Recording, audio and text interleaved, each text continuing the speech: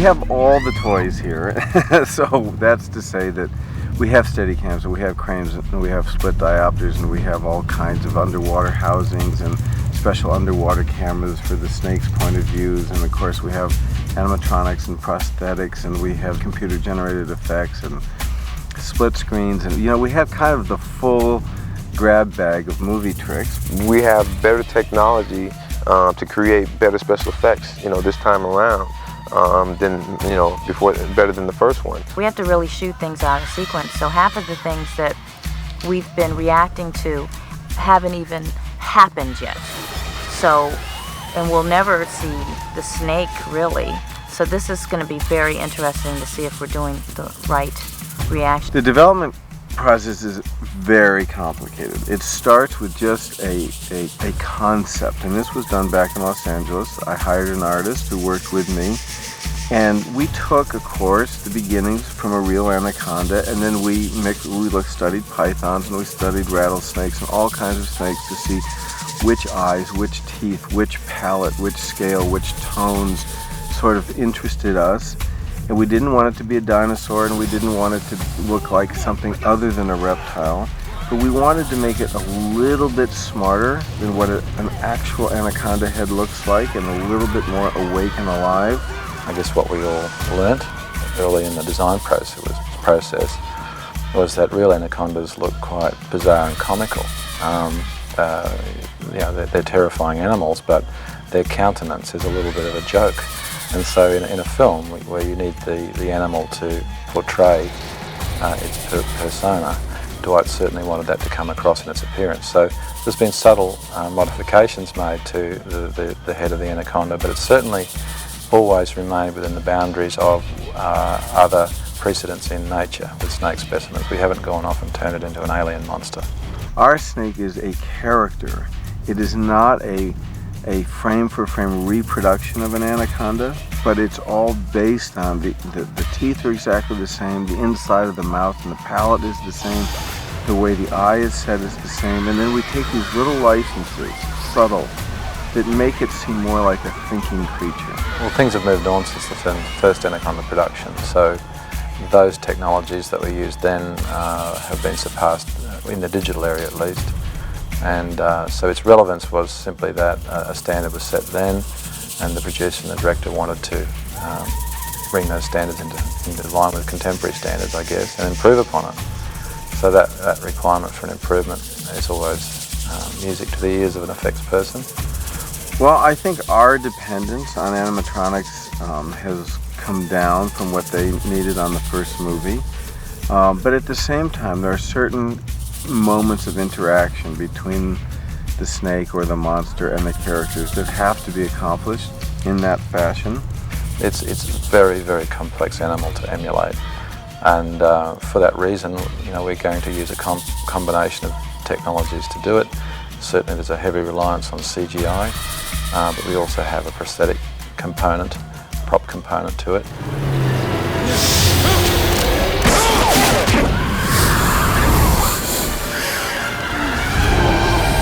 And there's also, within this genre of film, a lot of inference too. There's a lot of shaking branches and shimmying grass and those sorts of things that build your, whet your appetite.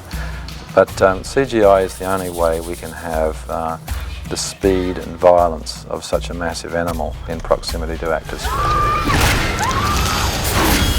I've worked with CGI a little bit, but it always interests me. I think the guys are geniuses, and it is really interesting to see them work and see them having all these pictures of snakes and seeing how they move, and they can scan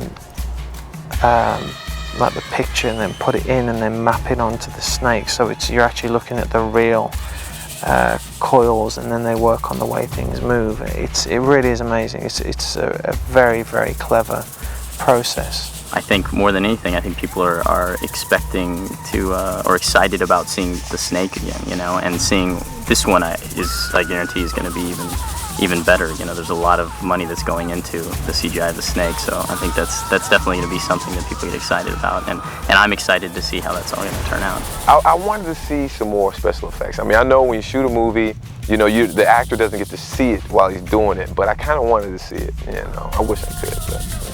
But I will say this, that I, unlike the first movie, have shot miles and miles and miles of film of real anacondas. And I shot all this in Los Angeles well before this movie started, and I shot it myself. And all that material will be in this movie. I won't tell you which ones they are, because I hope you won't be able to tell.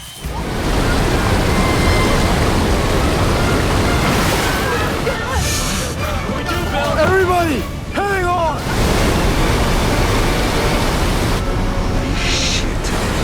Bill's boat, which is called the Bloody Mary, was designed very specifically for this movie. It's almost inspired by the African Queen from the Katharine Hepburn movie, with a little bit of the romance of an old jungle cruise movie almost, and yet it's a very practical salvage boat. And it's all very patched together out of old tires and plastic and iron and whatever he can salvage together.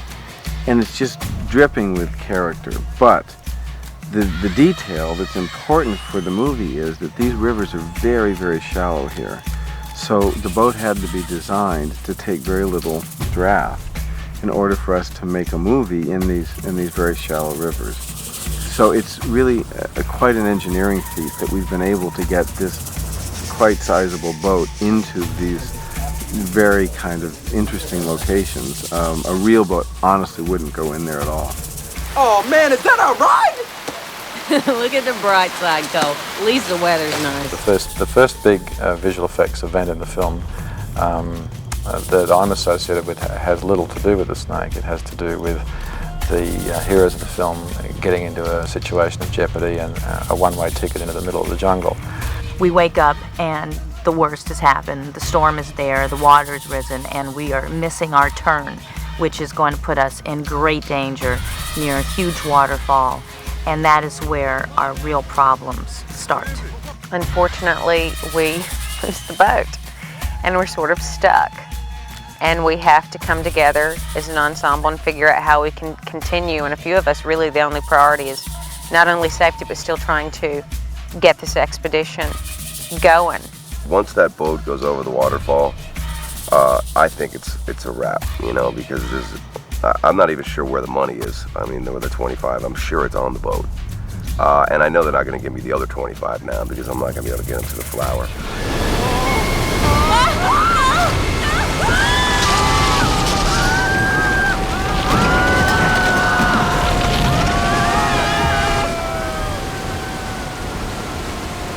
Well, there's two kinds of challenge. One is the planned challenge, you know, the complicated shot with lots of layers and lots of different locations and technologies. And then there's the unplanned challenges that you inherit when you have bad weather and things like that. So in that category, the most challenging shot we faced in New Zealand, where we filmed a large waterfall that was the correct size for our film. And we had to wait for just the perfect weather. It had to rain for 3 days and then have clear weather to film. But the weather was better than we'd expected, and so we had quite significant flood conditions. And that required us to relocate our camera crane. But you know, sometimes those adverse circumstances give you new opportunities. And in this case they did, and we got some spectacular footage of a raging waterfall in flood conditions, only because we had to slip and slide and crawl through mud and find new camera positions to do it. So I think it's a classic case of turning adversity into, you know, a great opportunity. So that's that sort of category. In the category of planned challenges that go according to plan, I think most of the digital snake shots on the film are quite complex, and that's as much to do with the complex nature of the animal as it is to do with the logistics of filming. But at the same time, the only thing, and I guess I said this before, that the only thing that ever generates suspense is investment in the character. And all other resources follow that. We gotta get to the raft. It's our only way out of here. FYI, Bill! The raft is gone! We can get it back. How? Huh? How? We gonna swim after it now? Look, the village is here. Jack is following the men's names. We cut across the jungle. We can catch him on the other side. Catch him where? He's going to that orchid. We find that flower, we find that raft.